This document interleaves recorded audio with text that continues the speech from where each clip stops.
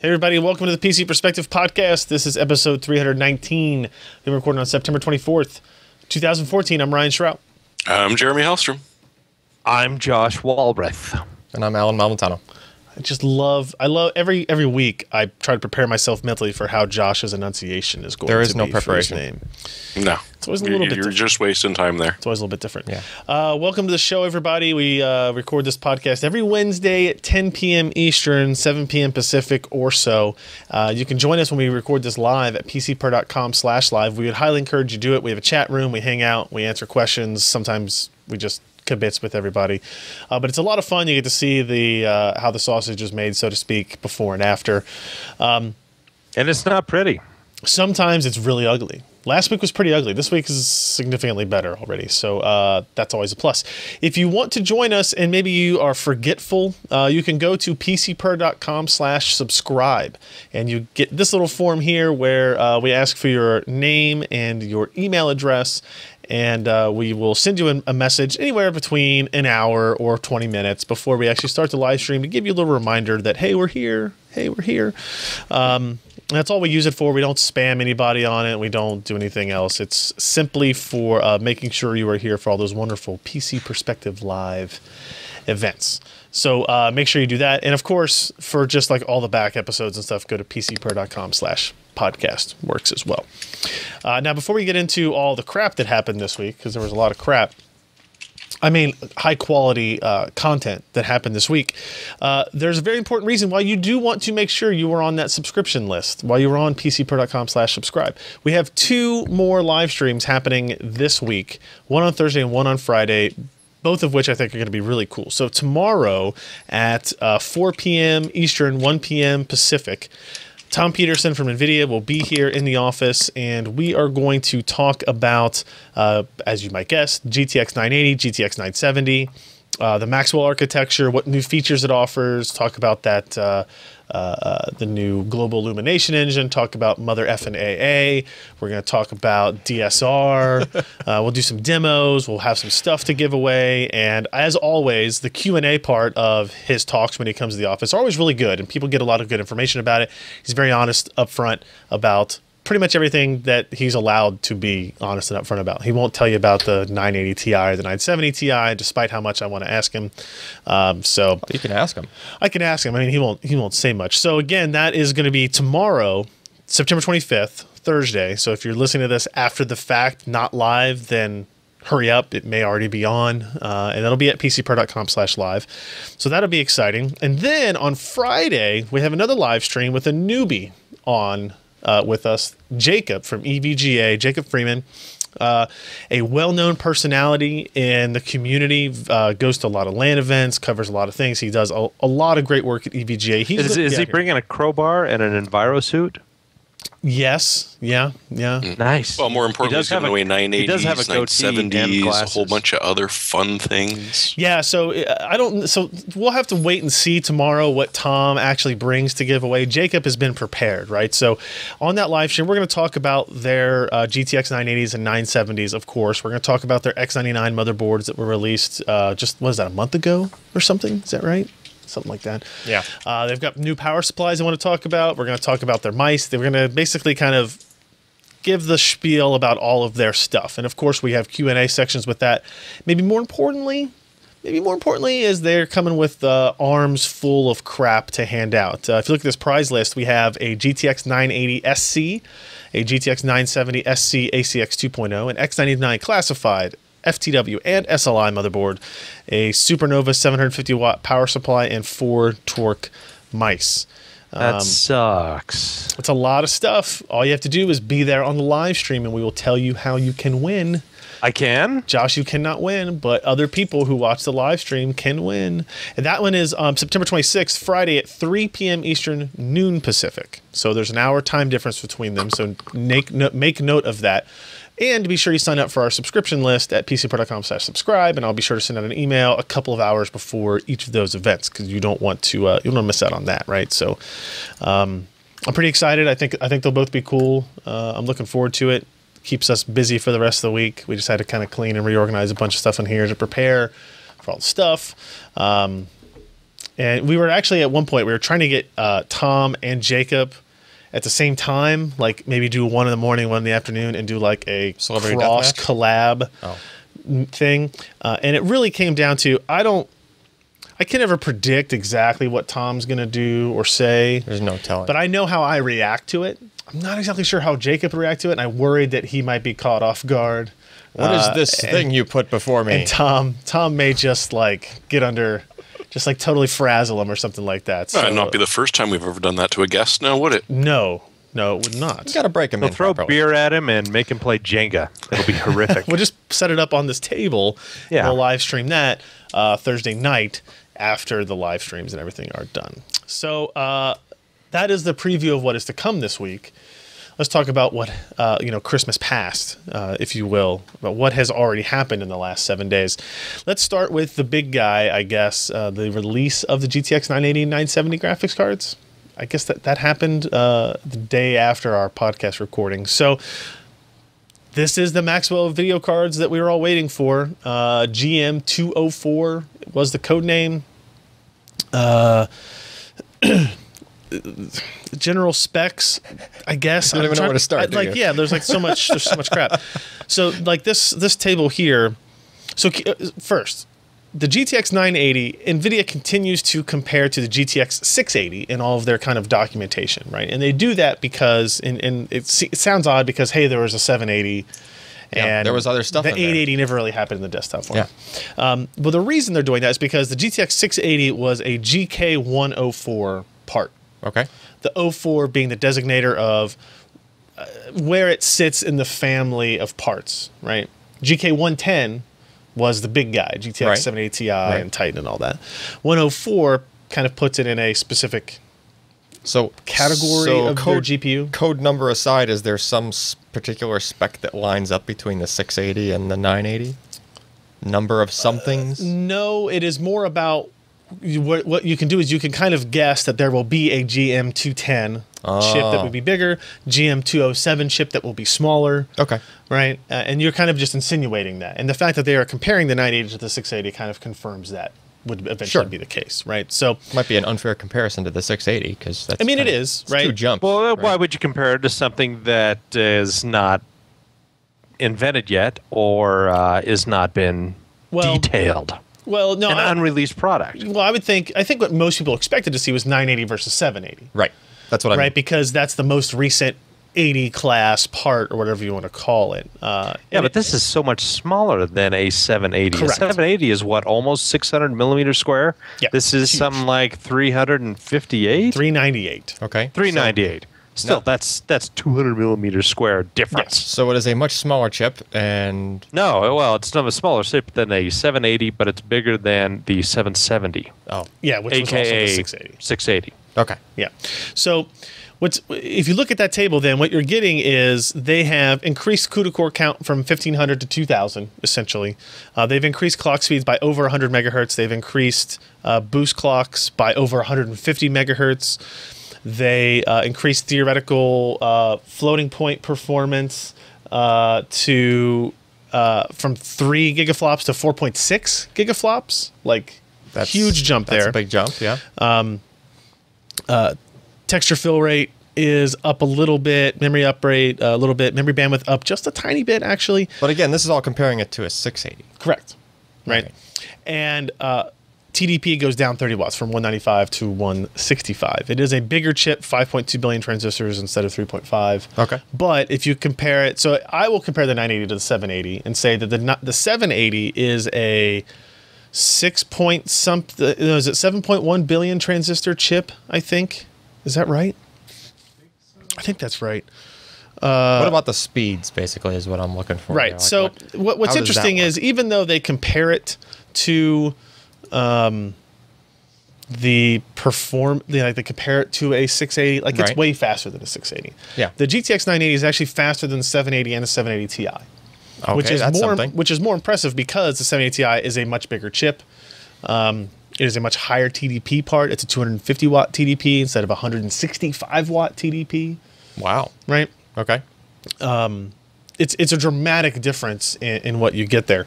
Well, I'll kind of leave the Maxwell feature set changes for you guys to go back and look at the review. MFAA, which actually stands for multi-frame anti-aliasing, not mother effing anti-aliasing. I much prefer that one. I would. That's literally the first thing that crossed my mind when they showed it up on a slide. I was like, you've got to be kidding me. And Totally got to call it that. And at least, you know, Jonah, one of the architects, was like, you know, it never crossed our mind. It's like, you are lying. Like, there's no way. Somebody had to be that like, you don't. Yeah. Dynamic super resolution allows you to render games at 4K and downscale them to 1080p That for a 1080p monitor. It's pretty cool. Yeah. We will definitely talk about that during the live stream with Tom tomorrow. And that actually, we showed some. You showed some side-by-side compare. Yeah. Actually, I'll go ahead and bring that up here too, because Yeah. that's one we actually took some screenshots and did some. It'll be hard to see on the live stream because we're compressing everything again. Yeah. But we went through all the different modes and like just that example, which is just a tree, like different branches In and Skyrim, leaves of a tree in Skyrim. They just seem way more defined than any of the like AA modes, basically. Like any of those kind of blur. The MSAA stuff. Any of the MSAA stuff, right? But the DSR, it just seems more well defined. It basically is doing exactly the same thing that you would be doing if you were on a 4K panel.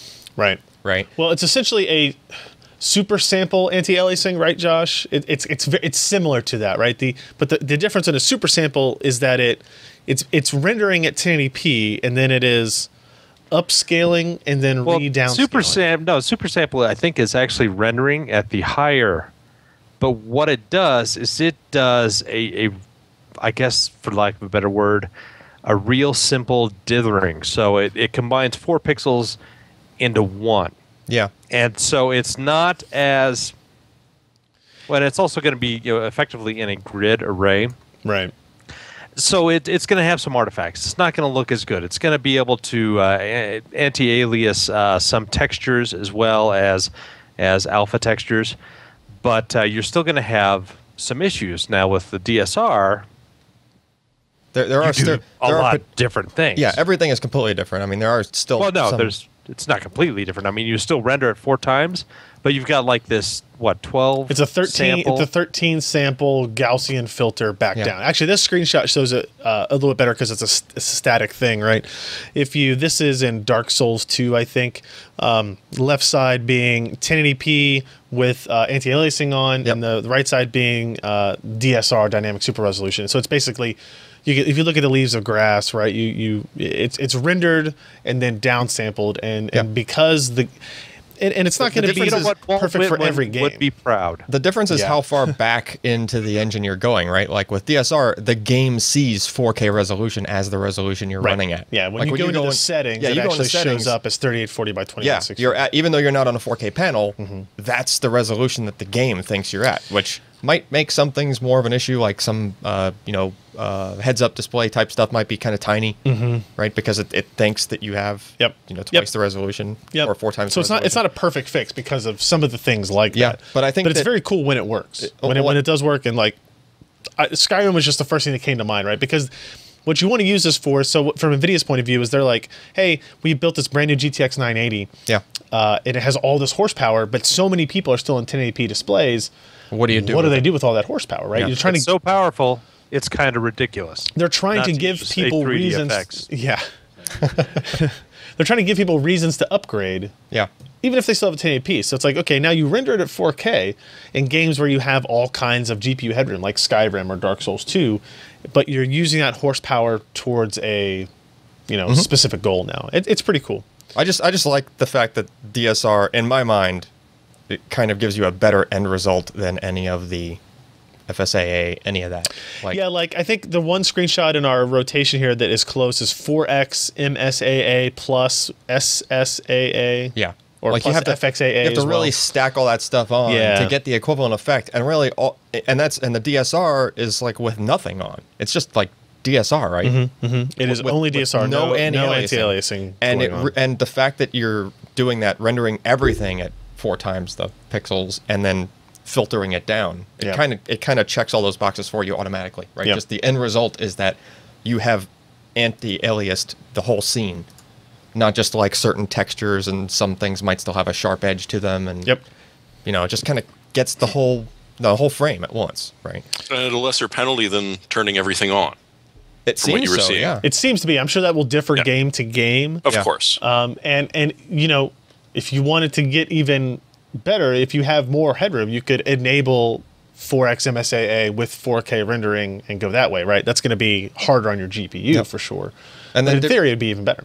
Did we figure out like what happens if you don't just have a 1080p display? What if you have like a 2560? It will do it. But you get some funky resolutions because it's basically doing multiples 1.5, 2x, 4x. So it will still go all the way up to 4x.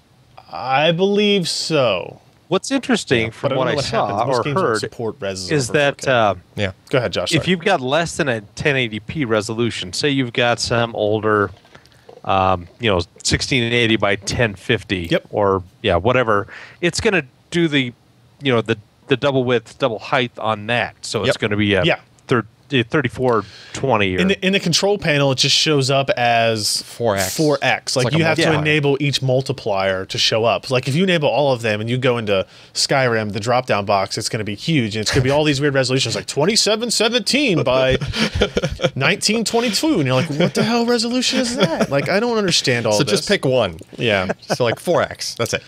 Let's look at the cards real quick. The GTX 980, we got reference cards, and they look pretty much identical to what the 780 Ti and the Titan Black and the 780s looked like in terms of design and cooler. It is a heat pipe based cooler, not a vapor chamber based cooler.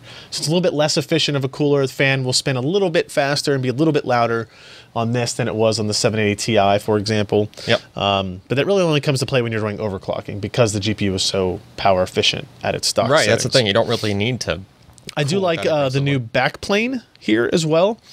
And you notice this little kind of notched out section. Yeah, it's that actually comes out here. If you've got cards that are side by side in SLI, that allows more airflow to come in that way, which is actually, it's just like a really good idea, right?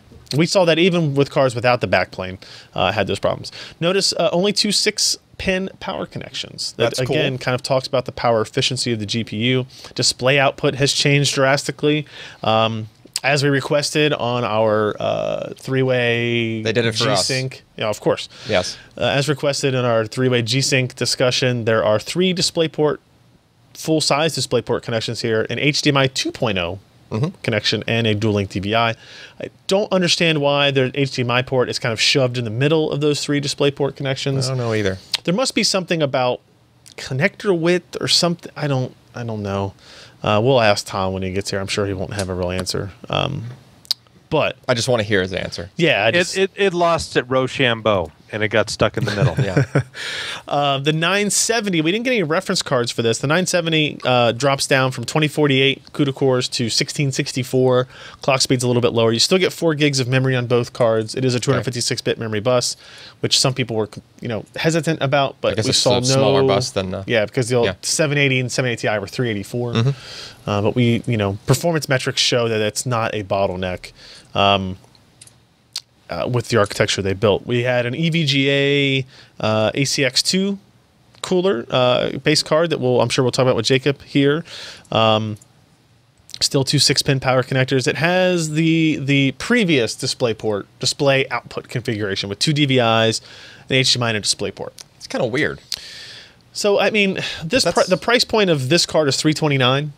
Well, the MSRP, like the base reference, is $329. And I guess the argument is if you're going to run triple G-Sync monitors, you're probably going to buy 980s. Yeah. Right? You're probably going to have 2 of those at least. Yeah. And if you get the 970, you probably have an older pair of DVI panels. That's more likely the case. And that's the argument that these board partners are going to use for that, I'm sure. We also got in the MSI gaming edition, which is NVIDIA red and black. Oh wait, no, it's MSI's gaming color. Red and black. Yeah.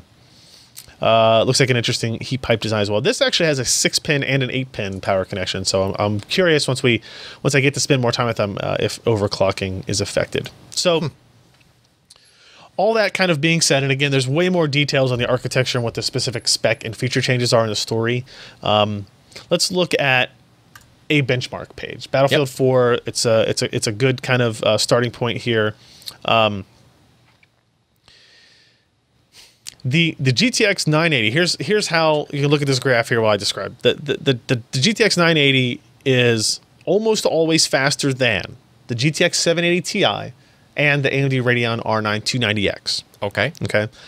Not always. Sometimes it's tied or so. But it's usually a little bit faster. Not a whole bunch. Not a dramatic amount. Just even if it's equal, that's significant. If you have a 780 Ti, no reason to buy a 980, in my opinion.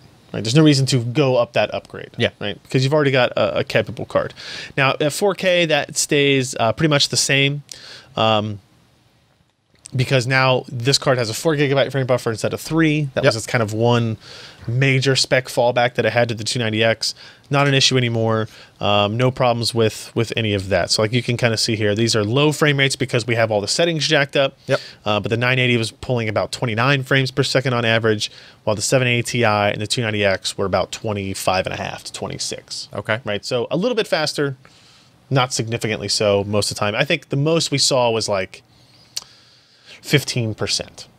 Okay. All right. So we're going to go to the performance before I hit pricing and power. Now, the 970, GTX 970. Yeah, where's that? The lower cost card competes against the Radeon R9 290 and NVIDIA's own GTX 780. Sure. Now, in this instance, I would say that the GTX 970 is usually about the same performance as the 290 and the GTX 780, and sometimes a little bit faster. It is faster than those two cards, but by less amount in my testing. Sure. Okay. So it's still better than those two direct competitors, but by maybe a slightly lower amount. So now we have 980 better than its direct competitors and 970 doing the same thing. Right. So now I'm going to skip all the other benchmarks because I want to jump right to power. Yep. Okay. And here's why that's interesting. We'll talk about overclocking a little bit too. The 980 uses 130 watts less power than the Radeon R9 290X. Holy crap. To do that. And it uses 80 watts or so, 85 watts less power than the GTX 780 Ti. That's also significant. To do essentially the same work, maybe, maybe a little bit better. Yeah. Okay. That is significant. Yeah, it is. That's a huge amount. And I think it was Alan that pointed out that's kind of almost being able to get two 980s in the same power envelope as a single 290X. It's not quite. It's like 30 watts off probably. Right. But it's in that discussion. But it's almost like power-wise, it's almost free SLI capability. Keep in mind, this is still on 28 nanometer process technology. Yeah. It is essentially still a very similar architecture, what they did with Kepler, with a lot of modifications focused on power efficiency. The GTX 970 is 80 watts less than the R9 290 and 55 watts less than GTX 780. Okay. So still very significant power differences. Yeah, yeah.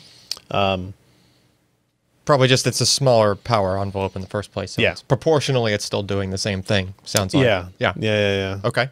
So, and actually, if you look at our SLI graph here, the 980 SLI actually did draw less power than the single R9 290X. So there you go. In this test, and this was in Metro, right? And you look at the difference: 668 watts for two 290Xs, 392 watts for two 980s. Yeah, but you know what? It's cold in Wyoming in the winter. So you would rather see that 668, is what you're saying. Sure, I could play games and heat the house. All right, so we got the power thing, we got the speed thing down and the power thing down. What about like overclocking? Like, can you overclock? Well, let me do pricing before we do overclocking. Overclocking is added extra. All right. At $550 MSRP, that's a GTX 980. Yep. That compares to the where are we at here? The 290X is about $479 to $499. So it's actually $50 less. Okay. And the 780 Ti was $629, but that's going to come. That's going to happen. That's going to come way down. They're going to end of life those parts eventually, in the not too distant future, right? So the 980 is a good part for its price. Yep. But AMD still has the advantage in terms of raw performance per dollar. I think. Okay. If you care about power draw, you would, the 980 is more important. If you want only best performance, the 980 is is going to win that. Sure. But if you want performance per dollar, the 290X is probably still the better option there. Now the GTX 970 is $329, and that compares to the 290 that's about $60 more, and the 780 that was like $150 more. right? So that's going to come way down to be competitive there. Wow. So the 970 to me is the part that stands out the most as NVIDIA being really aggressive on pricing. I was actually hoping that this 549 was going to be 499. Yeah, me too. But it's not. It doesn't totally surprise me. But the 329 kind of did. I expected that to be in the 399 range. I actually thought it would be 399, 499, and it turned to be 329, 549. So I was wrong on both. Yeah. And why do we even pay you money? I don't. Wait, you pay me money? No. How about attention? I pay you attention. Okay. All right. So it's good that what you would argue is the budget card is definitely budget. Right. Yeah, I mean it's even more so. It's pretty. It's incredibly impressive what they've done. I'm really curious to see what AMD does in terms of pricing adjustments. Yeah, because they are used to being the performance per dollar leader. That's their selling point, right? Yep. That's their primary selling point. Is we give you the most performance per dollar, and that's not the case. There's other stuff here. They can't claim that anymore with the 970 in the market. Yeah. So I'll be curious what they do. As far as overclocking, I'll mention real quick because we on this for too long. I was able to get almost 1500 megahertz out of these parts, which has a base clock of what? 1126, 1116. So it's like a 30 something percent overclock. Like that's significant. The yellow line is my overclock settings. That we averaged 1483 overclock.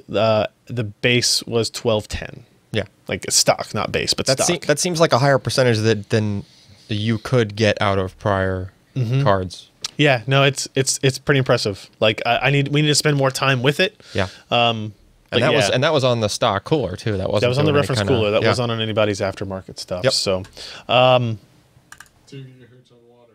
Yeah, 2 gigahertz. Ken wants to hit maybe. So I mean that's GTX 980, 970. There's a whole lot more benchmarks and details and stuff in that article. Does anybody have any questions? Well, I don't have a question, but can I have a? You may have a minute. Small train of thought. Yep.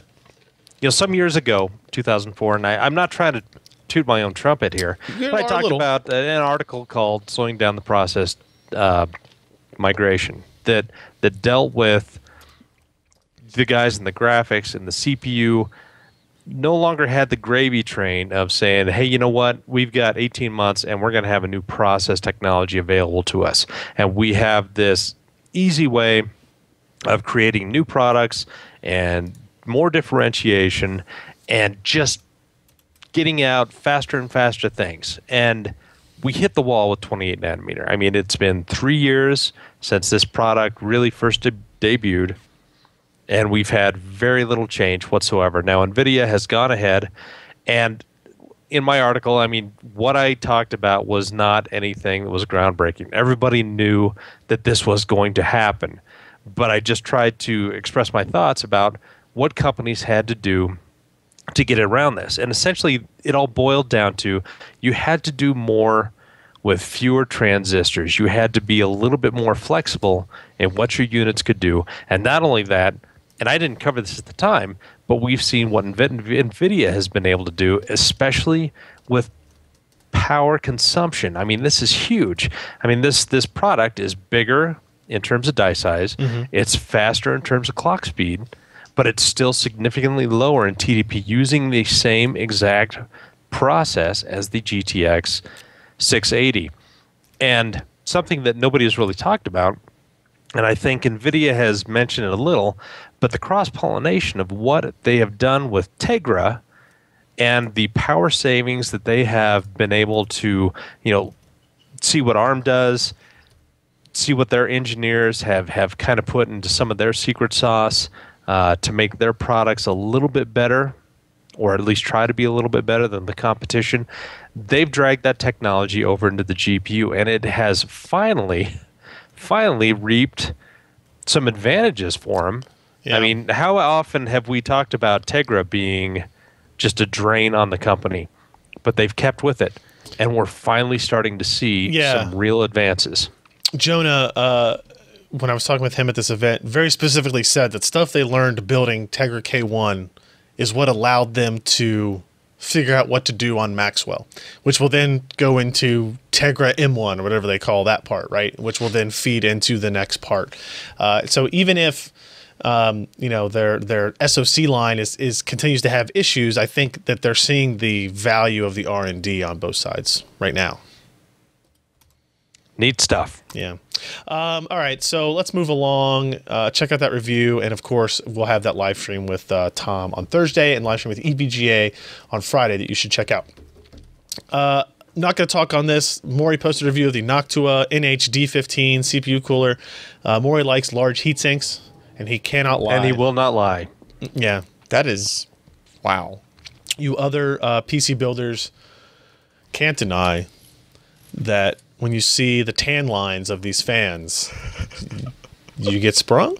It didn't really go in line with the song anymore. So. No, you could have done a lot better. Yeah, that's true. See heat sink in your face. So let me show you one picture of it installed, because is that like that V-twin cooler? Like remember that? Oh yeah! Holy crap!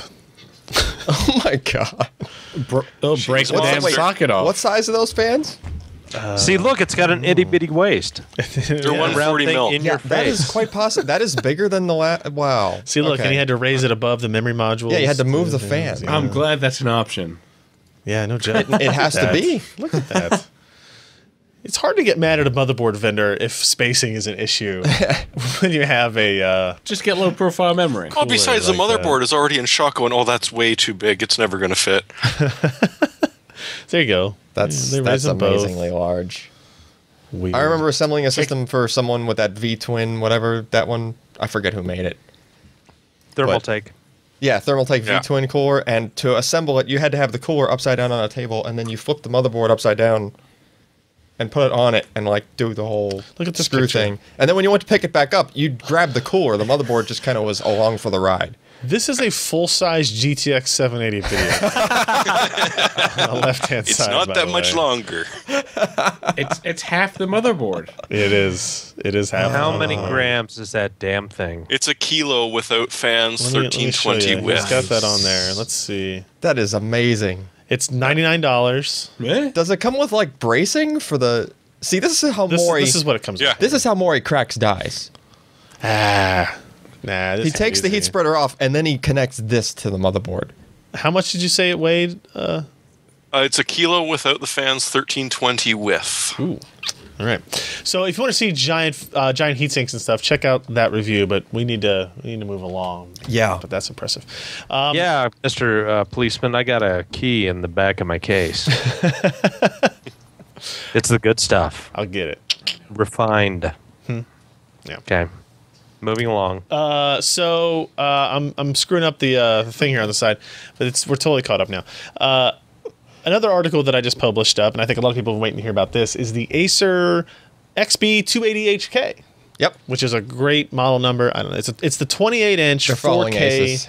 G-Sync monitor. Yep. 4K G-Sync, baby. This is the 4K G-Sync display.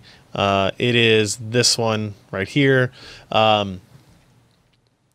So essentially, now I'm not going to talk about not going to talk about the technology G-Sync at this point. If you don't know what it is, you should just look it up. We have lots of stories on it. Yes. and This videos. is essentially, I think, the same panel that we have seen on the Asus PB287Q, which was the $650 4K monitor, Yep.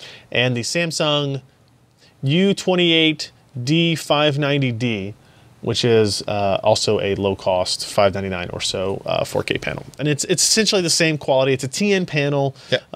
Viewing angles are okay from the left and the right and the top, bad from the bottom. You're talking about a 1,000-to-1 contrast ratio, Yeah. 1 millisecond gray-to-gray response times. Very, very similar specifications. I'm not positive. I'm almost sure it's the exact same. It looks like the same piece of 4K glass. panel, 28 Yeah. inch, whatever. Right, but obviously the benefit here is that this time you get G-Sync technology added into it. So let me go And an over here. annoyingly shiny bezel. Yeah, it is a shiny bezel. You can see here in this picture of it, like It's like some of the glare up top. it's like black gloss. It's piano black. It's yeah. The Does the base glow? It does not. So it looks very similar, right? It's got that red ring around the bottom. Yeah. But the Asus one had LED lights in it. This monitor is much more vanilla looking in terms of its style and design, right? It's you look at the back, it's kind of plain, but that's fine. Nobody cares about what the back of your monitor looks like for the most part. You know, standard button array. You've got another high gloss base surface. This red ring adds a little bit touch to it, but nothing dramatic. But if you look at the side of it, it's a monitor. Yep. Right? But that's fine. Most people don't really care what it looks like. It's got height adjustment. You can see down to there. It's got some pretty good angle to it. It's got USB hub, 4-port USB 3.0 hub in it. You can run it in portrait. I probably wouldn't recommend it because you get that bottom viewing angle. It is now your left to right viewing angle. Yeah, one eye will get a darker picture. Yeah. Yeah. Only has a DisplayPort connection. As with all current G-Sync monitors, you get one display input option. That's expected. You get a power port. Oh, so the brick is inside. The brick is inside. All right. That's a plus. I think that's a plus. Yeah, sure. Sure. And there's your USB thing there. Now, G-Sync setup is the exact same as the ROG Swift. You enable this option in the control panel, and you set the V-Sync options to G-Sync. Yep. And you go ahead and start gaming. Now, the comparison to make is the ROG Swift versus this monitor. You've got a 2560 by 1440 display.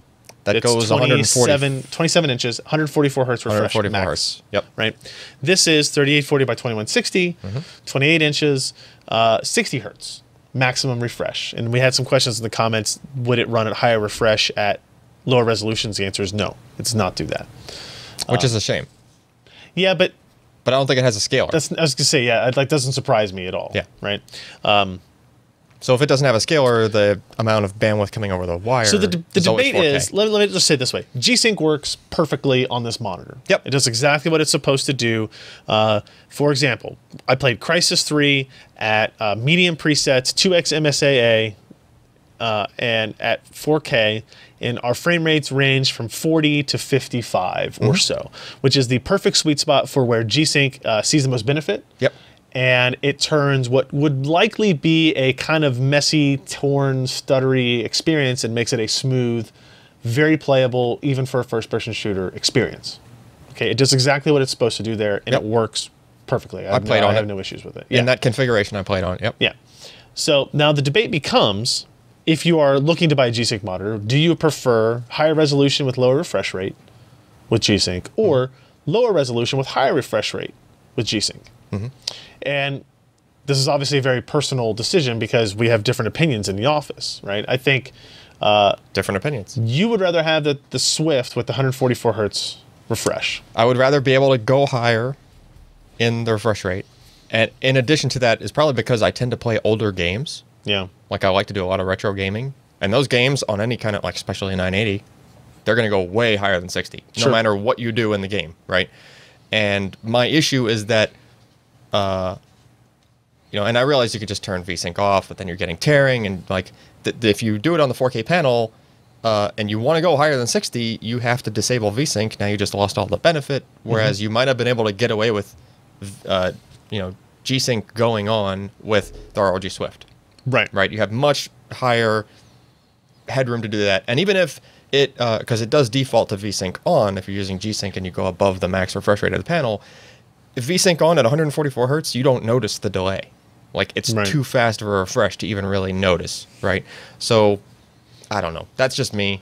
But I will say that the pixels on the 4K panel, like when playing Crysis, it looked really nice. It looks really good. I've seen there's comments on a review about 4K at 28 inches doesn't make any sense. And they just they don't fundamentally understand what the benefit is, right? Like, it's not, you don't want a bigger one so that you see pixels at the same size as you saw them before. Yeah. The idea is that the pixels are smaller and undiscernible.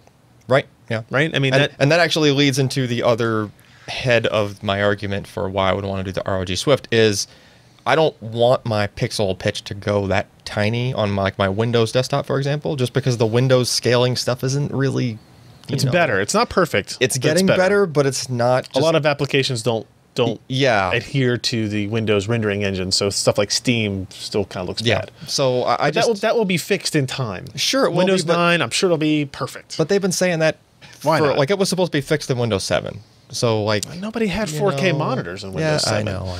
Right? The first time I even really heard them address it was Windows 8.1. Yeah.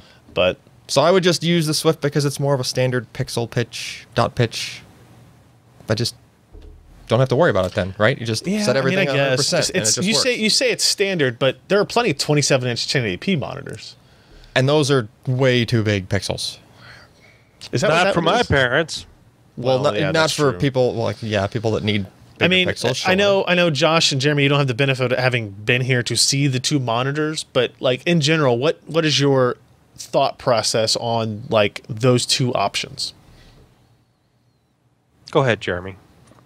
Well, I think you should ship some out to us so that we can make an informed decision. That seems the only reasonable answer. Okay, all right. Well, maybe next week we'll do that. But what would you say your opinion would be this week, though? Well, it's just hard to say, having never actually seen it visually. Like, I want to side more towards Alan just for the fact that, yes, the higher refresh rate overall is probably going to be more beneficial. And again, especially with the type of games that I'm playing where it's going to be going at way above 60 frames a second.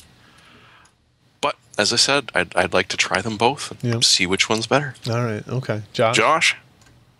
You know what? I think the 14.4 is really the perfect balance of speed, density, and quality for the vast majority of games. I mean, you get the higher refresh rate. You still get plenty of resolution. I mean, I'm running 1920 by 1200 monitors in front of me now. So going up to a 1440 it would be an upgrade for me. And getting 144 hertz and plus G-Sync functionality, that at least won't stress out your video card enough that you're going to be dropping into a lot lower rates with the majority of older titles and some of the mainstream titles that do not require a whole lot of GPU power to run nicely. Certainly things like Grid 2 or Grid Autosport. That's another thing I guess I should point out is if you go the route of the 4K monitor, you are going to need more GPU horsepower to get to that 40 to 60 frame per second mark than you would with a 25 by 14 monitor, regardless of what the max refresh rate is, right? So, So while the panels are similar in cost between the two, they're not actually similar. There's exactly the same in cost for the panel, $799, which I hadn't mentioned yet. But you should have, in my opinion, at least a single like 980 card to play on a 4K, and probably maybe two 970s or two 980s. Right, we had two 980s, 780 Ti's, two 980s in SLI Crisis with decent settings, like medium settings, was like 40 to 50 frames per second. And Crisis 3 is the worst case scenario, but it gives you an idea of what to kind of maybe expect moving forward. So you would need more GPU horsepower to get that done. That's definitely for sure. I mean, it's more display than someone that was running triple 1080p panels. It's still more pixels than that. It's 4 1080p panels. It's actually 4 1080p panels, right? So there's your comparison, right? If you were running triple displays before, it's more. It's 25%. This is one panel, and it's more 33% more than that. It's another panel more, pixels. So it's a very interesting debate. Check out the review. Leave your comments on there. I've been kind of reading them and replying to them as I can. This monitor will be available sometime in early to mid-October. $799. Very curious to see how all that works out. I like it, especially I think if you are doing a significant amount of productivity, where you can take advantage of the extra screen real estate or DPI or whatever. Along the lines of that might sway you. Along the lines of productivity, the only thing I kind of miss about these is that they're not 16 by 10. That's done. That's not a thing anymore. I wish it wasn't done. It's done. It's done. I read a page. The page is vertical. Well, then put it in portrait mode and move on. All right. We've got another story to talk about. Another one that is rather important. Samsung 840 EVO TLC flash, read speed degradation. How bad is it? So can you? I'm going to interrupt here because this is my OS drive. Yep. Do you know how unhappy I am? There's a lot of people that are unhappy. And not only that, but I have actually noticed in the last 6 months that it has gone down in speed Right. So here's the deal. Is that you sure that's not all the porn bars you have in your browser though? I'm pretty good at cleaning those off. So here's the thing. Say Josh, we're just going to use Josh for this example because we Let can us use porn. use Josh. So, everybody else does. So say Josh downloaded some porn 6 months ago. Like 200 Why gigs of it. 6 months 200 ago? gigs How of it. about 3 days? Good Lord. No. Get realistic. To give it time to get old and crusty. Say it was like... Alrighty. Wow. Maybe I shouldn't use that I'm gonna example. stop now. All right, so let's reset this one. An 860 standard model, not the Pro. 840. Or sorry, 840. Now I'm just making my own cards. Yeah, Confirmed. making my own SSDs. Yeah, an 840. Do you want to standard model? Read do the example of what this graph that I'm Hold looking on. at 840 is standard pouring there. or an 840 Evo. Those are the two different That use Samsung TLC flash. SSDs that use TLC flash. Yes.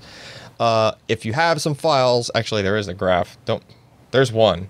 This one you want to show? There's probably a better one. Keep going. Next page. There you go. He'll get there eventually. So, basically, your This is the only other picture. That's the good one. Yeah. That's too complicated to look at. No, Let's that's look at the awesome. first one first. Oh, okay, fine. Trust me. All right. So people were complaining about slow read speeds. We had a sample that just happened to have an image file stored on it since Christmas. So I pulled out that drive just to kind of answer all the questions I was having, just reading all these forum threads from random people saying, hey, this is slower and this isn't so slow and whatever. The drive had an 8-month-old file on it. So I tried to read it. And the read speed was between 50 and 100 meg per second, where it should be 550. Somewhere around this graphic of about 80 megabytes per second. Right there. So that's what reading that file looked like. Now, this is what it should look like.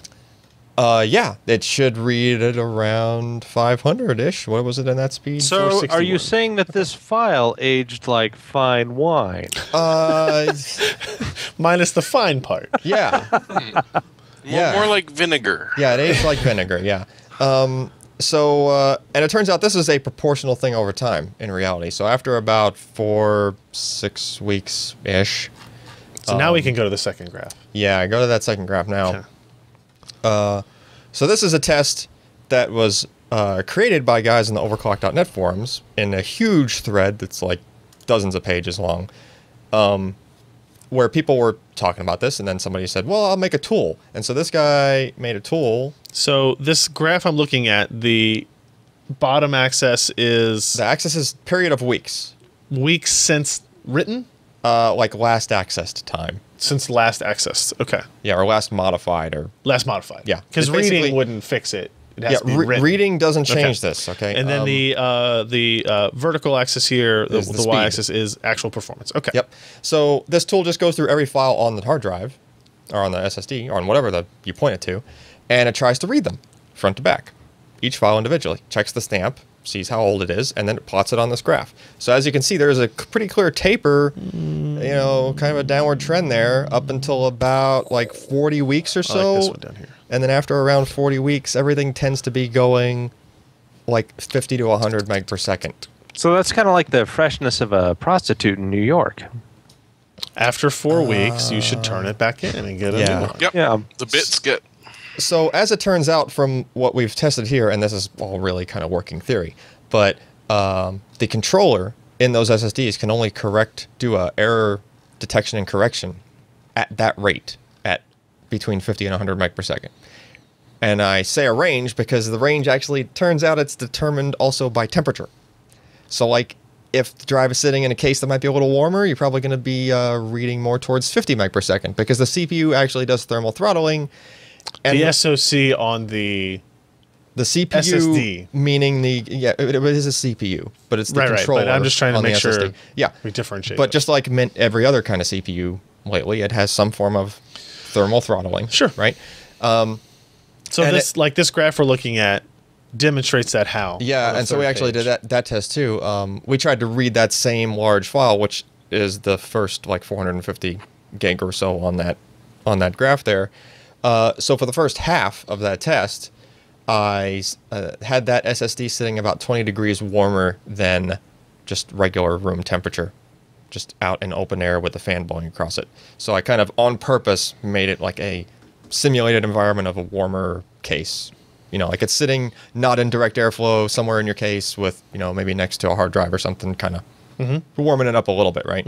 So for the first half of that graph, the read speed was right around 50 meg per second. And then right at the halfway point, I took that SSD while the test was still running and just put it under direct airflow to cool it back down. And as you can see, as everything cools back off, speed goes back up. And you can even tell... Funny joke. Yeah. That's whacked. And you can even tell if you look at the beginning of that test, it actually started out a little bit fast, right? And then it pretty quickly kind of tapered off. So you're figuring just maybe the controller itself just took some time to, you know, just thermal mass of the controller had to warm up a little bit. Like this is not so normal. this SSD turned into a middle-aged man. Oh no, the data hit menopause. It was having a hot flash. It needed to be cooled down. So a couple of notes here is that even though there's error correction going on, right? I haven't seen anybody in the forum threads or anybody anywhere really say that there was an error, like that they couldn't get their data back, right? And that's a 460 gig file there that sat for 8 months, just with not being touched. I mean, the drive wasn't even plugged into a system, right? So that's about as stale as you can get for a chunk of data. And that file Did you put some cheese over it? Did you put it on a cheese board? I heard if you spray it with water and put it in the microwave for 20 seconds, it helps. Yeah. As well. So that, you know, the file reads front to back just fine. There's no errors. The issue is just that there is a slowdown, and this is not, you know, not supposed to be going this slow. What has Samsung's response been? We're looking into it. You should defrag your SSD ASAP. Yeah. They had a meeting, like I think they called all their guys in on like a Saturday meeting about this. I think you should. And you know, got the ball rolling. What can people do if they are noticing the slowdown? I think we talked about this on the video we did. We did? You could run a spin right style defrag thing, but you're using up your write cycles and your life cycles of your flash that way. Yeah, the other way to do it. Don't use if you must use something that does a defrag. God, I hate using this word for an SSD. But if you must use one, you don't want to use something like the Windows defragger or something that like it will actually fragment the flash, and then you will read slow for a completely different reason because you've done a bunch of very small writes. Yeah, but it's going to be faster than the stale. It probably would be faster, but it's still not going to go really full speed. And actually, those really small writes, more than twice as much flash wear happens because you're doing small writes. Okay. So that's generally bad. The other way was to like if you had 100 gigabytes worth of Steam games that were reading slow. This is what I would do. Copy them someplace else and then copy them back. This is what I would personally do because we know there's a fix coming. Samsung's promised that there's a fix coming. Sure. Right?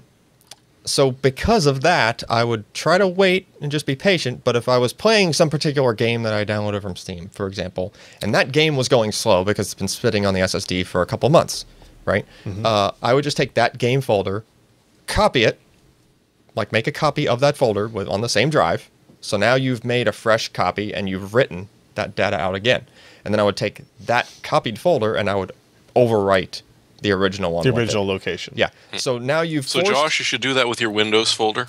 Well, yeah, that's I'll do the that thing. right away. You can't really do that with Windows files. Like there's other things you can't really do that with, right? But if it's something like a game, well, here's the thing though. Windows files generally are active, right? So files, registry, stuff like that, it's being written to. That's you're not going to have that. I heard issue. my System 32 folder is actually a virus, so I'm just going to delete that. Yeah, you should just totally get rid of that. No, upgrade to 64-bit. Just rename it. Yeah. So I would just to get by, I would really only do this to the part that you really need to, because a lot of these tools that are out there they don't care. They will rewrite everything that's on the drive, front to back, which kills one full drive write worth of life cycle out of the SSD. I don't want to just like hit a button and just do that. Hey, I've only like written 1 terabyte to my drive, so I got lots of time. Lots of terabytes. Yeah. Yeah, I mean, we'll touch base on that later on in the episode, but I'm not as scared as I used to be about the life cycles. Yeah. Let's anything else final to say on that? We're waiting on more. There's supposed to be more coming, more news. When they get us a fix to test, we will install it and run it and see what it does, and I'm sure the internet will let you know because this was the best-selling SSD for a long time. We should also point out it doesn't affect the 840 Pro. Correct, because doesn't that's affect MLC. the 850 Pro. Also true. Doesn't affect the 830s. Because they didn't have TLC. Yeah.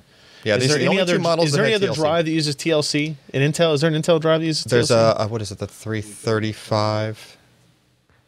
We don't think it's affected though. We think it's because of its more aggressive. Yes, thank you. Well, that's actually a different thing I'm going to do because. You want to try that too? Yeah, I'm going to try to read what's on that. We'll check back. All right, let's get into some of the news, and we'll just go through this real quick. What could go wrong? Josh can go wrong. True. Oh, I'm going to have to give this to somebody else. So we got a FreeSync update from AMD. They announced, not really ironically, on the, what day was this? The day of the Game 24 and was that or GTX like right 980. before? Was that or the day before? That 3 display component vendors were going to support FreeSync. Jeremy, what does that actually mean for us? Well, to be honest, you don't know what the brand name is going to be on it because when you look at it, MStar, Novatech, and Realtek. Well, people have probably heard of Realtek. The other two, not so much. But these are the actual designers of the scalar unit inside the monitor that you buy. So they're also almost the only 3 that are doing this on a large scale. So you're going to see it probably on a lot of vendors. And hopefully, they live up to the name, and FreeSync will be more or less free. We'll see. But you're going to see 1080p and 1440p monitors coming out, which will wobble around all the way up to Alan's favorite frequency of 144 hertz. Sweet. Or 4Ks at 60 hertz, as is pretty much standard right now for what we're seeing. Yeah. So we're going to see something just after Christmas as to who the actual resellers are, the partners that you're going to be able to buy them from. But it's really nice to see that everyone is sort of saying, oh yeah, no, we will totally design a scalar unit that uses this and supply them. So I think this is a really good news for AMD. The only part that concerns me is that the last paragraph here that Scott wrote, that AMD and partners intend to reveal displays via a, quote, media review program in Q1. This is a little later than we expected from Richard Huddy's next month statements, but it's possible that sampling and media review program are 2 different events. I don't think they are. No. It's perpetually next month. Yeah. Oh, it's all, yeah. It's next month. It's 2 weeks. It'll be next month. When are you going to be done? We went through the same bloody thing with G-Sync. No, don't worry, it'll be out. That's it'll be true, out. they It'll did. be out. Oh well. So this is going to run Duke Nukem. Oh yeah, no, this will power Duke Nukem. Yeah, for release next month though. Yeah. Oculus announces Crescent Bay prototype. Nothing super. What? Rundown. Oh, run Now I'm this just this is why I need to have this computer sitting here. It hasn't been a problem in the needs to past. sit here. Now I'm just going to audibly annoy you every time. I'm so focused on the news and delivering because they annoy me every time. I understand. Okay, we're going to have a Pavlov response every time we change story. I'm going to do a beep sound, and Ken's going to throw you a little Snickers mini bar. Yeah, if you guys catch do, it in your mouth, ooh, that's a good idea. and you'll change it. If you had the chime at the end of the PTI when they're done, like they have a buzzer that goes off and stuff. Those will hurt. Ken's got candies. Anyway, Oculus announces Crescent Bay prototype. This is another revision of the VR headset. What's different? I don't know. Audio. It contains a new display with a high refresh rate and high resolution, better optics, 360-degree head tracking, which is new because there's indicators Look on the at back the dots. now. It's also lighter. It includes built-in speakers. Cool. Which is so interesting. Do those head tracking dots look added on in Paint to you? Oh yeah, they look added on in Paint to me. I think they're just highly reflective. Yeah, I think they're... well, they are that too. Because the ones on the bottom seem more in a shadow. They look photoshopped. He claims, the CEO of Oculus claims that this is an increase over DK2 that is equivalent to the increase DK2 saw over the original Rift. Really? Already? Yep. That seems pretty quick. Yeah, they're not selling this. Like they are not yet. They haven't announced that they're going to sell it. Yeah.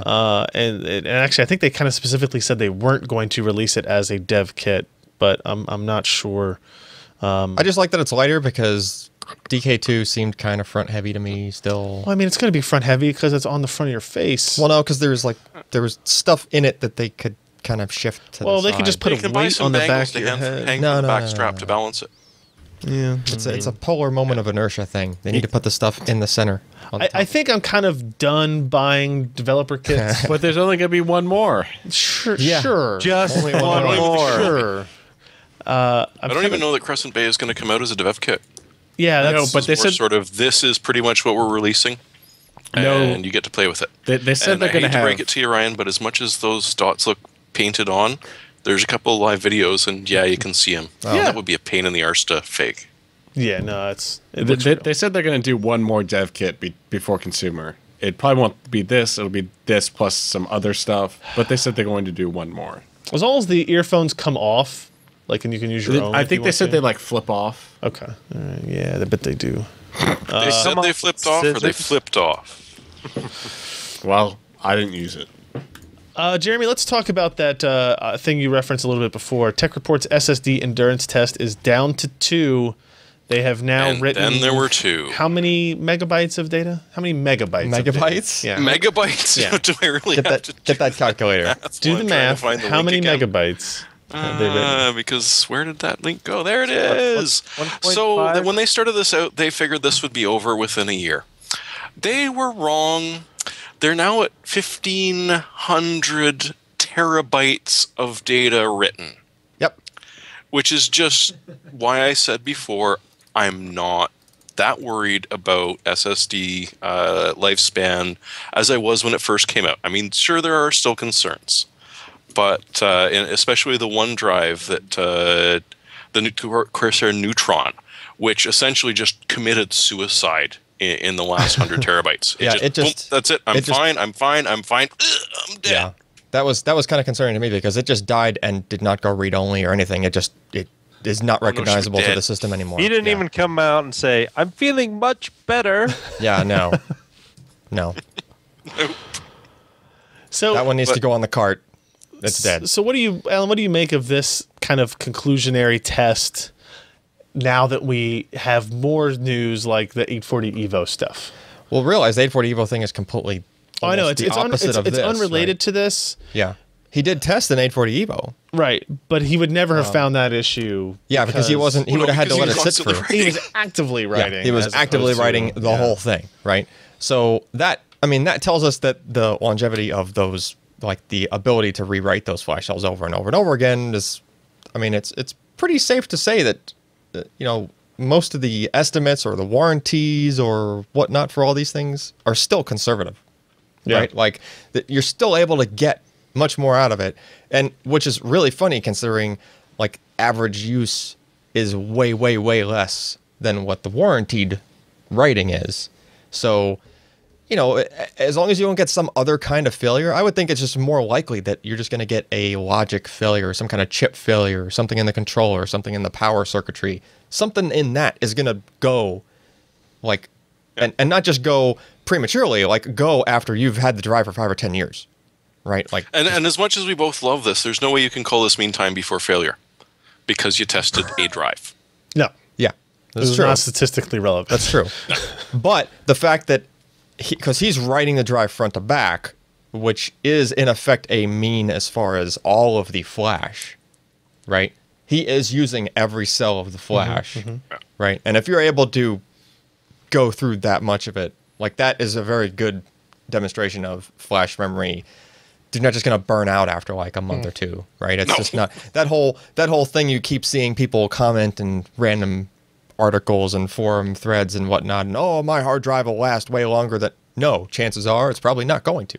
Now, if you have an 840 Evo, it might read slower than the hard drive, but hopefully they're going to fix that. But that's just a corner case, right? That's not that's not what every SSD is doing. Yeah. It's a mass-produced corner case. Yes, that's true. But just on the large, the flash memory is just going to last a long, long time. Yeah. All right. What else is happening? Oh, Corsair unleashed. Well, first of all, they launched a whole new brand, and everybody loves their new logo. I think I read on the internet. Everybody loves their new logo. Okay. I'm having it tattooed right above my buttock. It's too bad. It's too bad Ken can't bring that keyboard over here while it's still running. Yeah, it's fine. Yeah, it would be hard to do it while it's running. Yeah. So, what's the coolest things they announced were they finally came out with their RGB series of keyboards.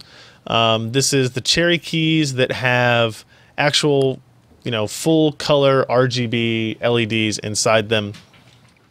And they're available in K95, K70, K65 styles. We got the K70 we've been playing around with for a little while. I don't think it's actually going to, I think it's on the device memory. Okay, so now we're going to see if we can demo. Is it really on the ROM? So I should just be able to plug in both. You could set one to the ROM. I should just be able to plug this in. Well, maybe. And it do the thing that you had it set up to do?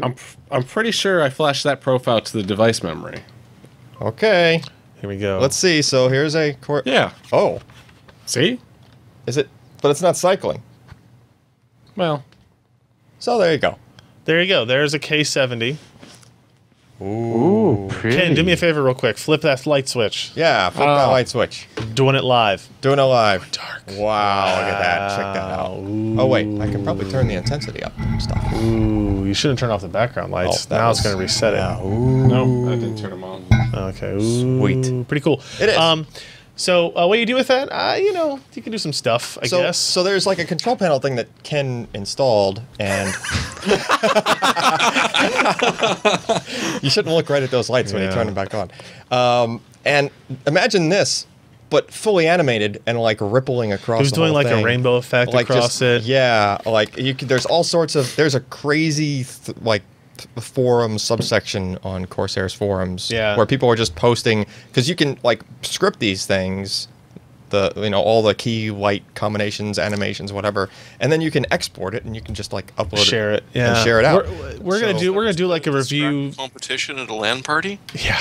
Oh yeah, I don't definitely do that. That's what I was saying the other day was wait till QuakeCon, because I think these are going to be kind of all over the place. My first impression is that the software is pretty difficult to use. There's a learning curve. There's a pretty steep learning curve for keyboard macro software, essentially. But once you start to like import some other stuff and see how they worked it's pretty cool. Yeah. And the idea of like downloading key color combinations for specific games, MOBAs, MMOs, that is really strategy cool. games, stuff like Eve that you play, where there's tons of things that you could map, and now you can color code them. You can have all your different hotkeys, game specific, all light up whatever color you want. It's pretty cool. Yeah. That will be $169 for that K70. Which isn't that much more. What's that? It's out now. Oh, it's for sale now. It is out. But that's not much more than first of all, it's cherry keys. It's cherry keys. Right?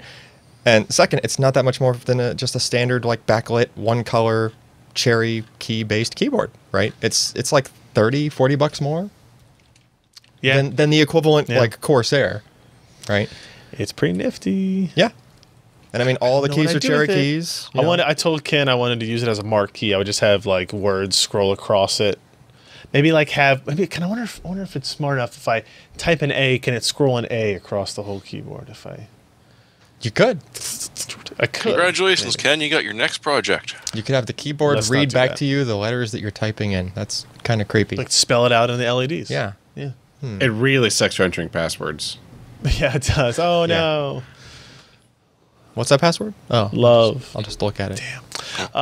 What else we got They also going make on? it in a model that's got all the macro. What is it, like 18 macro keys or something? It's a lot. Yeah. It's a K95, K70, K65. So, Jeremy, what do you know about ASUS and Robert Morris University? They're partnering for eSports. Yeah, and it does really deserve those double quotes. I'm sorry. It just still seems weird, but then again, we're living in a world where poker qualifies as a sport now and gets its own channel. So, hey, why not? But it is kind of neat in that there is this organization that is now essentially legitimate. And so if you're really good at League of Legends, you can now get a scholarship. Sweet. I'm in. To Robert Morris University. Okay, how long ago was it we said that universities were kind of crazy to have game development curriculum? It's been a while since that's kind of been. It's about 10 or 15 years. Yeah. What are you talking about? I see the ads on TV all the time. I have a cousin I haven't been able to talk out of it. Hey, have you been able to tighten up those graphics yet? Need to tighten up the graphics on level 3. Yeah. I find this kind of stuff interesting. I don't know if I find it Legit. Yeah. ASUS partnered with Robert Morris to provide over 36 monitors to the university, specifically the VG248QE 144 hertz panels. No, it's I mean, that's $10,000 worth of hardware. Okay, another example. When's the last time you used archery to make a living? I have never. Oh, how many universities offer archery? Was that the ROG Swift part number you just rattled off? No, that's the first G-Sync monitor that I rattled off. That's why nobody can get them. Okay. I bet there's not a lot of archery scholarships left, Josh, if there ever were. Yeah. Yeah. But on the other hand, everybody University offers of an archery class. University of Sherwood. Yeah. I mean, there are two things. On the one point, it does get somebody into university. This is a good thing. Yeah. And the other is, I don't know that it's still a thing, but for the longest time, Fortune 500 companies would ask, did you play World of Warcraft? If so, what level did you hit, and did you help run a guild? And if you ran a World of Warcraft guild, that was actually something that they would look for, because it was sort of a directly speaking to your organizational abilities to herd these bunch of lifeless idiots to get together on a regular occasion herding kittens. To do something. As much as I have to say, that is management. Master.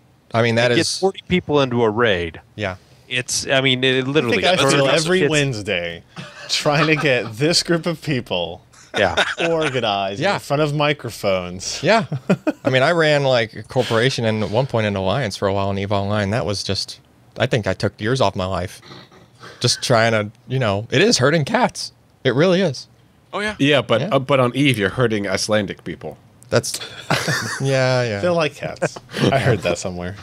If you like DisplayPort 1.3, wait till you meet USB 3.1. Oh, great. Jeremy, what the hell is this?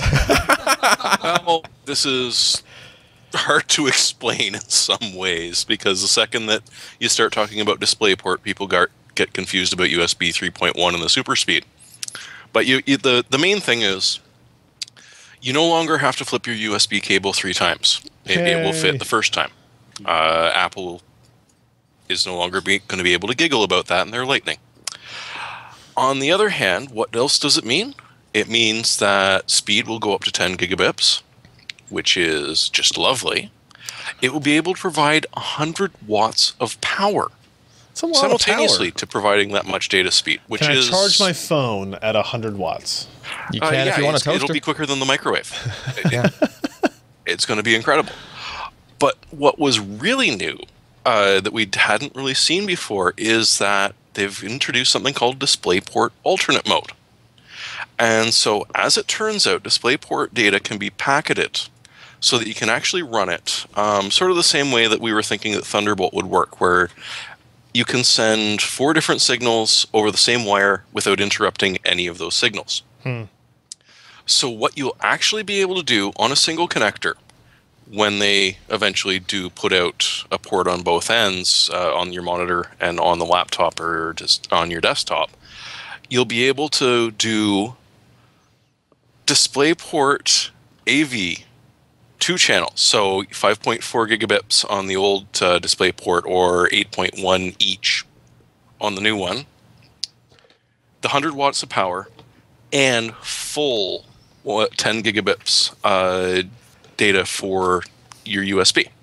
And now I'm not quite sure how you're going to be uploading USB data to your monitor, but this may happen at some point. Yeah. But just the fact that they can do this is utterly crazy. The first couple of generations that you see come out of this cable is probably going to be DisplayPort 1.2a speeds. So the slower 5.4 gigabits that we had previously. See how hard it is to say that? You should just say it the old way. Gigabits. Gigabippies. Gigabippies? Blow it up your Gigabaps. Gigabaps. But, okay, so at that point, you're still going to be able to do full speed USB 3.1, and for the most part, you're going to be stuck with this one either doing 4K resolution video or using one DisplayPort, the power, and the data. Once the next generation comes out, you're actually going to see the brand new version of DisplayPort. So you're going to get the 8.1 gigabits. So you can actually do 4K video just over that. I mean, it's going to be 60 hertz. It's going to be perhaps a little bit cramped, but it's not going to be too bad, especially if you're not using the data. Boom, your monitor is now powered by your bloody laptop, and you've got 4K video. And this is sort of the last thing just to end it off with, is that there are actually a couple of dedicated pins on either end of the connector, so that when 5K video does come, you'll be able to do 5K video over one single cable and still have USB 2.0 speeds going on. Again, I don't see the usage scenario for it, but just the fact that you can do this intrigues me. It's going to be kind of neat. Artist renderings, courtesy of Foxconn. Yeah, it is kind of neat if you just do it over Thunderbolt now. Right. Yeah, but Thunderbolt got ruined for us. How? Did someone just suddenly give Alan an emergency suppository? It was all the bips. You know, I would have seen it had that happened. The creeps. No, the other thing I was pondering there was I have a feeling this is going to be higher than 5 volts. Because to get 100 watts over... No, it's totally fine. Your laptop's Where's not your doing hand? 100 watts. It's 220 amps. Yeah. And I mean, you fondled some similar connectors that didn't get hot. Because that's one thing, is that just sounds like it's going to get warm. Yeah. I just don't see, like, I don't know. Thunderbolt's been doing this for a while, and nothing really uses it. Well, that's because nothing's been, like... Thunderbolt is different. We saw, like, a regression in Thunderbolt integration. How is it? Because these cables are not trying to packetize PCIe, and you need a controller on the other end to handle that. You need a controller on the other end of a USB device? But not a PCI-capable controller. It's different. I bet USB 3.1 sees wider adoption. I just don't think the video thing will ever see that wide of an adoption. Probably not. I would agree. Probably not. Well, 5K over one cable. Indeed. Right there. We got one more story here really to talk about. NVIDIA selling their own SLI bridges. And it's not brother to Jeff Bridges or the other Bridges. Correct? Yes. So they've actually had these for a while. If you've seen any of their like stock photography or seen any of their demo systems, they're always using these fancy SLI bridges with the new GeForce logo that lights up and all that crap. Yep. Well, they're now finally selling them $29 or $39, depending on if you want the two-way or the three-way bridge, and then you have to purchase it. It is a fixed size, right? So it's not a flexible one. Yeah. You want two-way SLI, two-way spaced SLI, or three-way SLI. I mean, where the heck were these? In like a warehouse with the ARC? I mean, what? Yes, correct. I don't know what their issue was, to be honest with you. And you'll be able to control that light just by using the GeForce Experience software in terms of like flashing or static or brightness. But it's just a green light. Pulsing. So, it's just a green light. Yeah. I wonder if that'll work with the EVGA ones then. I don't know. I don't know if they integrated that in there. Yeah, we should do that. But they're for sale on NVIDIA's on NVIDIA, but on GeForce.com. I guess. Aside from the light, functionally, it's identical. Exactly the same thing. Yeah, no, it's the exact same thing. The only thing you got to worry about is because it's not a flexible one. If, like for example, if you looked at that MSI 970 card we showed a picture of, the heatsink was actually a little bit higher than the PCB. Yeah, won't fit. So that won't work. Like if you wanted to do it in SLI, you have to get a flexible one that can kind of just wrap over that. So, pretty neat little things. Here's a little secret. No. We're going to have some of these to give away during the live stream. Sweet. With Tom tomorrow, Thursday. Bring them in his pocket. The 25th. Will they work in Crossfire? Yeah, no. If you plug them onto your AMD cards, they'll absolutely just work. Yeah, they light up red too. All right. Our last little bit of information is kind of more of a question. So there are rumors going around that AMD is going to announce something tomorrow. There are people on Twitter talking about these like pills, no pills required. Hashtag futures AMD. Stay tuned. And red they're talking pill about on the versus 25th. blue pill. So they're doing a play on the Matrix. I guess. Which was kind of like simulated world stuff. So if you draw enough of a conclusion, it's probably VR related. That's just a guess. Do you think it's VR related? Well, that was my guess earlier today I kind or of something. agree. I don't know. We'll know tomorrow. What time tomorrow? It's using standalone graphics cards on the AM1 platform. There you go. In India. Boy, I hope that's not what it is. Wouldn't that be exciting? I think the red blue makes most sense for 3D because that's your typical. That's your old style you think 3D they're glasses. doing the red and blue No. I don't. glass? No, I don't think they're going to do that. But I think it's a callback to it. Maybe. Because you got the red blue, filters, and that's how you used to do 3D in the old day. Now they're talking about now no pills required, none of that color crap. We're going to show you how awesome. No, we're going to Oculus runs shove on you AMD. down the rabbit hole, whether you like it or not. And I think another maybe potential reason why it would probably be 3D is there's Oculus Connect is happening or did happen. It was like a conference around Oculus development, and there was a Tom's Hardware story with that talked with Tom Forsyth, who was the Oculus VR software architect. I think he used to be at Intel,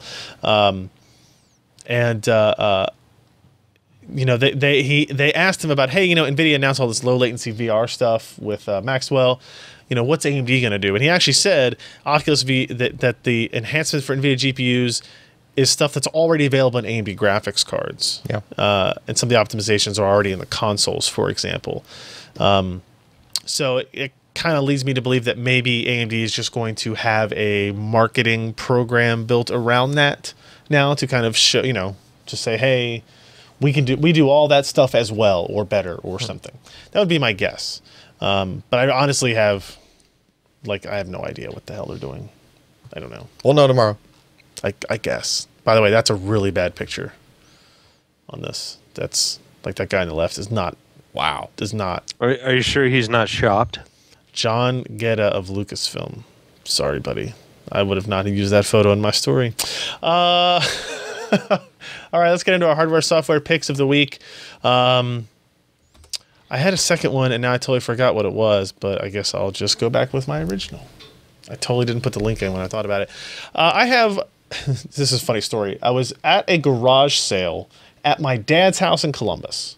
My dad and stepmother were having a garage sale, and they asked me to come up and help because moving heavy things, whatever. My dad's 72 years old. How much of your own stuff did you have to buy back? I didn't. None. I wasn't selling any of my stuff. It was my dad's and my stepmother's things.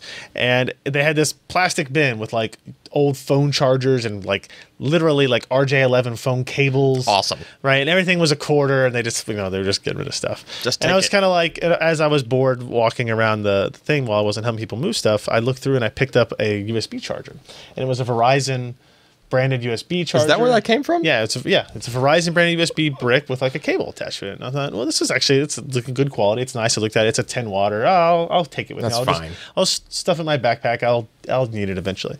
So that night, I spent the night at their house, and I was like, I need to charge my phone. I reached in the bag and pulled out this thing. There's my charger. And the charger has like a little red And light. it lights up kind of crazy, doesn't it? Didn't you already use this like 6 months ago? No. I don't think so. Maybe. I don't know. No, considering you got it in July. Yeah. Oh, what's up now? I don't know. I guess you talked about it somewhere. Maybe I did. Well, you talked about at QuakeCon when, when you were there. Oh, yep, there it was. Thank you for spoiling the entire story. He just ruined it. Anyway, go ahead. Go on. Everything. Go on, Ryan. Go on. So anyway, I plug it in, and I reach for the cable to plug it in my phone, and as I reach for it, a light comes on. Yeah. And I'm like, what the hell? And I kind of like put everything down. Welcome to your Hitachi One 2.0. So if you look at this cable, I found one on Amazon. It's very similar. The end of it where you actually plug it into your phone has a little LED on it. Even better, it's a capacitive LED. So if you touch not the cable, but the black part around the edge of it, it turns it on.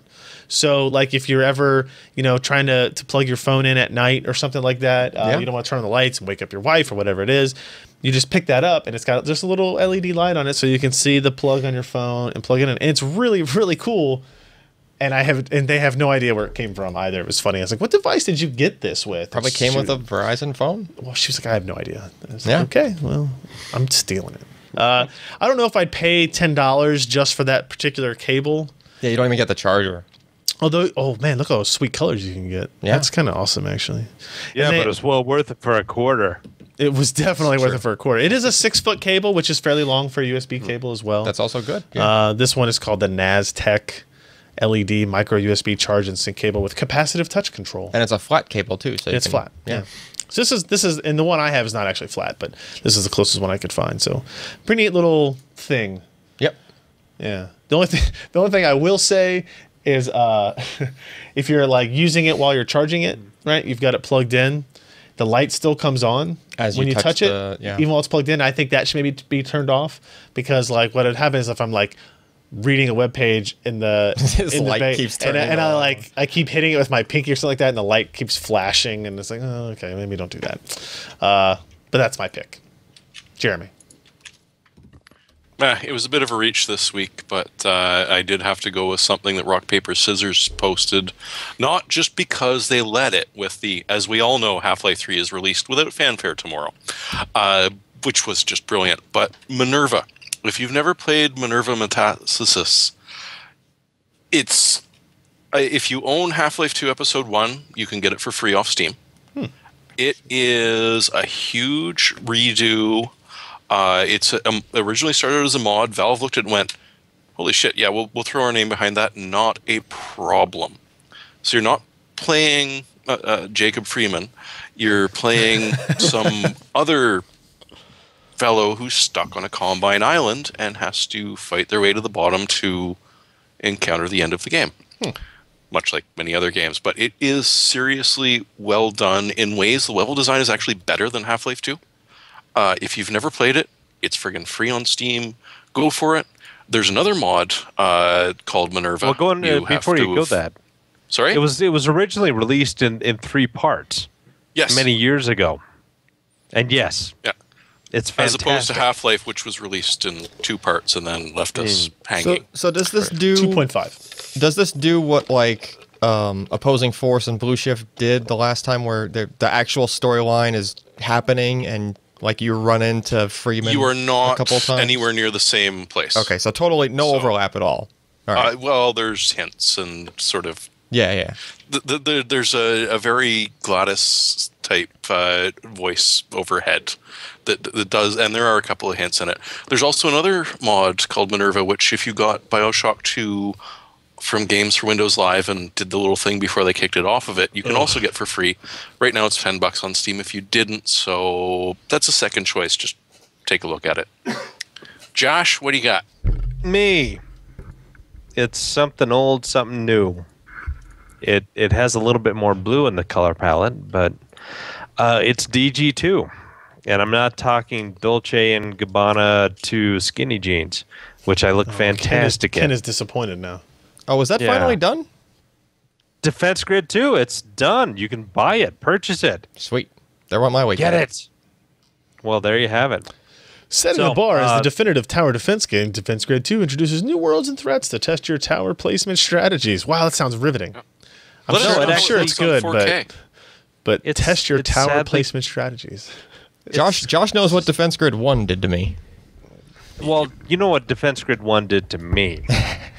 I've got a lot of hours on that. And it's one of these games where you've got levels, you can pick up, you can play them in 20 or 30 minutes, and it's different every time depending on the decisions you make. And it's just, you just kind of hone yourself to what you can figure out and what's the best, and it's just infinite variations upon a theme. It's better than the Kawasaki violin Twinkle Twinkle Little Star, because that'll kill you after a while. But this is actually fun. So it did make the NeoGAF games we buy but never play list.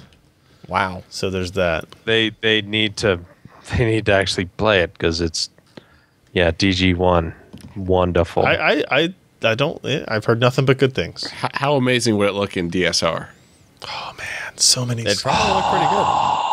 Oh no, you gotta do it on 4K with 144 megahertz refresh. Although for megahertz, DG2, holy crap! If it plays anything like the beta of DG2 did, you kind of need a decent video card.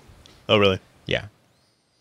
Do they list like minimum specifications or something? Like it's on the back of the box. It's flip. It's on the back. Here it is. It requires a DX10 video card with shader 4 support and Passmark video benchmark of what the.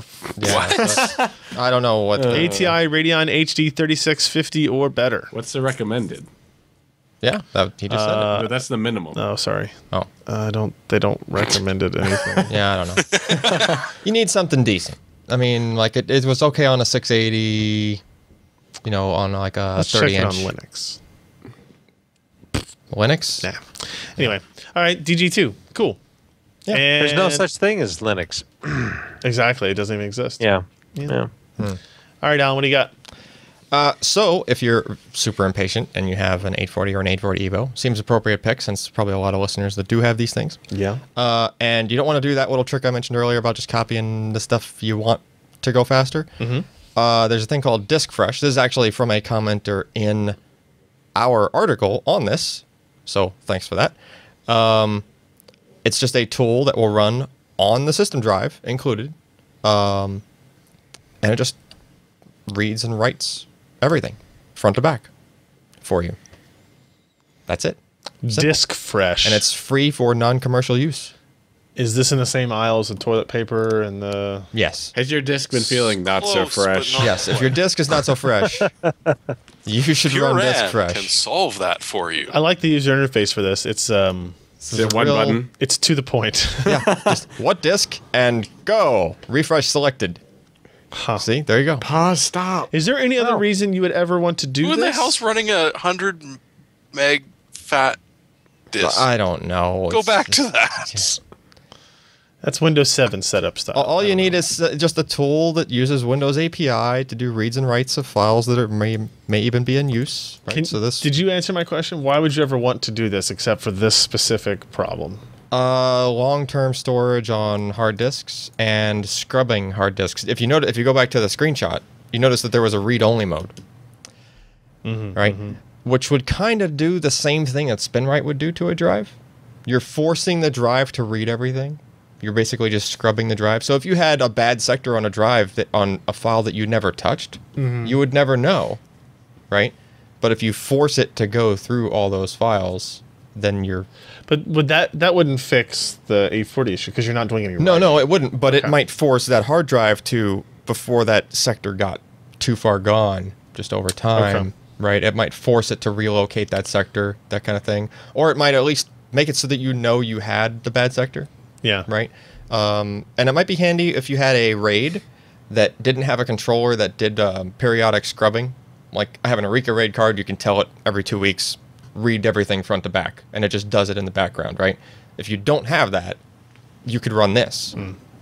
Because potentially you could have bad files or bad sectors on drives that the RAID controller never knew that it was bad because it never touched that spot, right? And then when it does, now you run into that thing where you better hope you have Western Digital Reds or something with TLER, right? Because now you're trying to do a recovery. You don't know if there was another bad sector on some other drive until it might be too late, right? So this is data scrubbing. TLER stands for too late, everybody's wrecked. No. Wrecked. REKT. Yeah. So too late, everybody's REKT, yes. So this would change your date modified times, right?